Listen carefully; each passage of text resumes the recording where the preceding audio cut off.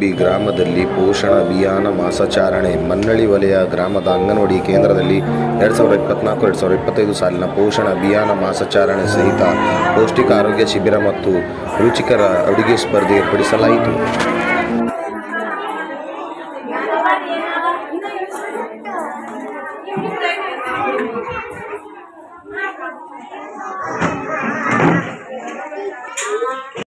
ಅಭಿಯಾನ ಮಾಸಾಚರಣೆ ಆಚರಿಸ್ತೇವೆ. ಈ ಕಾರ್ಯಕ್ರಮಕ್ಕೆ ಆಗಮಿಸಿರ್ತಕ್ಕಂಥ ಶ್ರೀಮಾನ್ಯ ಅರುಣ್ ರೆಡ್ಡಿ ಗ್ರಾಮ ಪಂಚಾಯತ್ ಸದಸ್ಯರಿಗೆ ನಮ್ಮೆಲ್ಲರ ವತಿಯಿಂದ ಸುಸ್ವಾಗತ ಕೋರುತ್ತೇನೆ.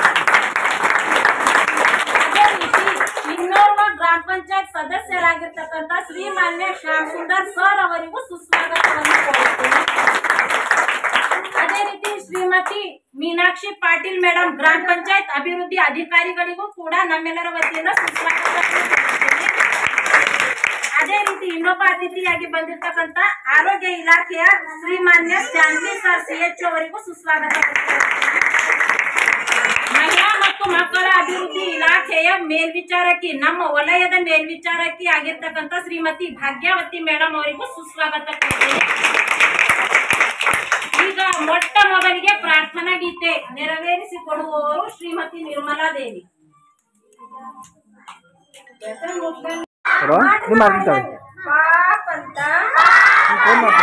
ಪಾಪು ಒಂದು ಕೊಟ್ರೆ ನೋಡೆ ಅಮ್ಮ ಅಳ್ತಾದಲ್ಲೇ ಟೂಟು ಅಂತ ಬಿಟ್ಟೆ ಬಿಟ್ಟೆ ಹಿಂಗೆ ಕೂಡ್ರಿ. ಆಯ್ತು ಸರ್ ಎಲ್ಲ ಹೊಂಟ್ರ.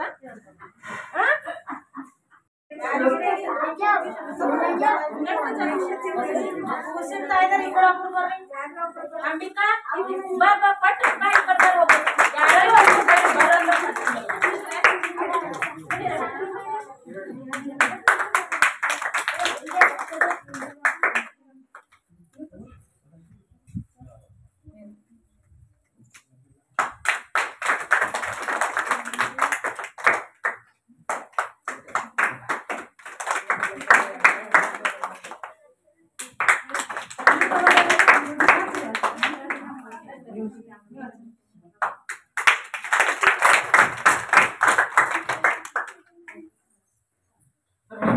ಉದ್ಘಾಟನಾ ಕಾರ್ಯಕ್ರಮ ನೆರವೇರಿಸಿಕೊಟ್ಟಿರ್ತಕ್ಕಂಥ ಎಲ್ಲ ಮಹನೀಯರಿಗೂ ತುಂಬಾ ಧನ್ಯವಾದಗಳು.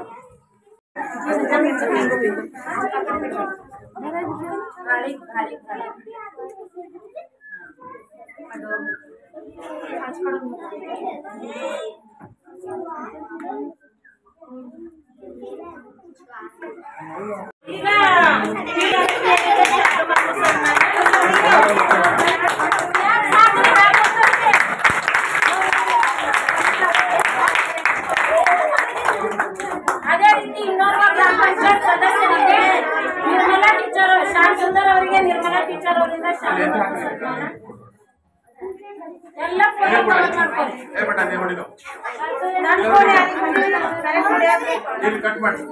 ರಿಪೋರ್ಟ್ ಮಾಡ್ಬೇಕು.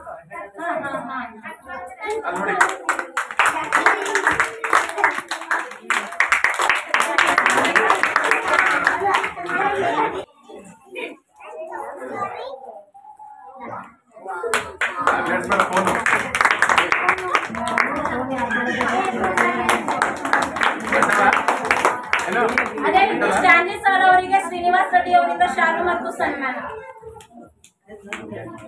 ಅರೆ ಬರ್ರಿ ಎಲ್ಲ ಕರೆಕ್ಟ್.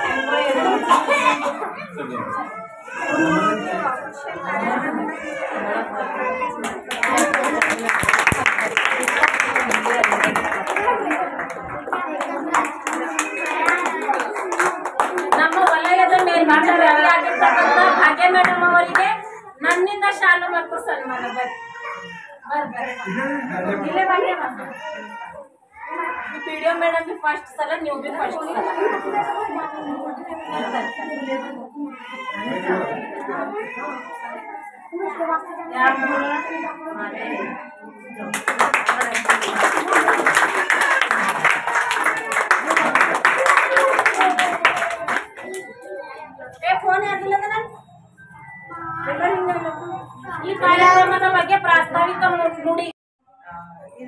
ಮಾಸಾಚರಣೆ ಮಹಿಳಾ ಮತ್ತು ಮಕ್ಕಳ ಅಭಿವೃದ್ಧಿ ಇಲಾಖೆಯಿಂದ ಪೋಷಣ ಅಭಿಯಾನ ಮಾಸಾಚರಣೆ ಕಾರ್ಯಕ್ರಮ ಅಡಿಯಲ್ಲಿ ಈ ಅಕ್ರಣ ಬಿ ಅಂಗನವಾಡಿ ಕೇಂದ್ರದಲ್ಲಿ ಪೌಷ್ಟಿಕ ಆಹಾರ ಶಿಬಿರವನ್ನು ಹಮ್ಮಿಕೊಳ್ಳಲಾಗಿದೆ.